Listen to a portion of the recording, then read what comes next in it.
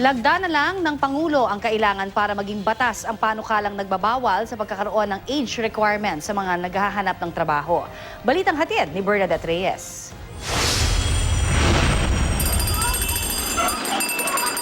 Sa paglaloko ng ice cream sa kalsada na uwi ang 40 anyos na si Armando Felix. Biguro siyang matanggap bilang driver sa mga inaplayan dahil hanggang 35 anyos daw ang tinatanggap. Masakit din sa loob mo kasi gusto mo magtrabaho tapos di ka matanggap agad. Eh kulang ka sa mga requirements. Kaya malaking tulong sa kanya ang Senate Bill 29 at House Bill No. 6418 o Anti-Age Discrimination in Employment Act. Ipagbabawal nito ang paglalagay ng age requirement o preference sa mga job listings. Hindi rin kailangang ideklara ang edad o birthday sa application process. Bawal rin na hindi tanggapin ang aplikante dahil lang sa edad. Hindi rin maaaring alisin sa trabaho ang isang empleyado dahil lang matanda na o ipilit ang early retirement.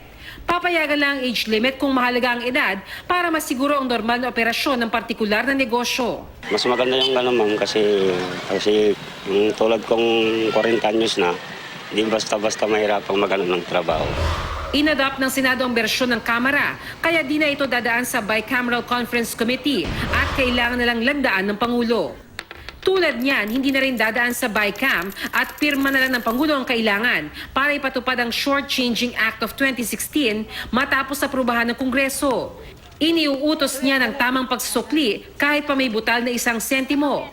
Pwedeng hindi eksakto basta sobra at hindi kulang. Pwede ka tumaas kung gusto mo. Kung may sukling 5, pwede ka magbigay ng Gs, pero hindi ka pwedeng magbigay ng maliit doon sa kulang. And it cannot be in any other form other than the currency. Ang mga lalabag, pwedeng reklamo sa Department of Trade and Industry nang hindi lalagpas sa 10 araw matapos ang insidente. May multa itong 500 pesos o 3% ng daily gross sale, anuman ang mas mataas. Babawiin din ang business permit o license to operate sa ika-4 na reklamo. Kung hindi aprubahan o i-reject ni Pangulong Noynoy Aquino hanggang June 30, pwede pa rin daw itong aksyonan ni President-elect Rodrigo Duterte. As long as dumating yan sa opisina ng Presidente at hindi mapirmahan, well, the next President can still act on it. Whether to veto it or to lapse it into law or to sign it into law. Bernadette Reyes, GMA News.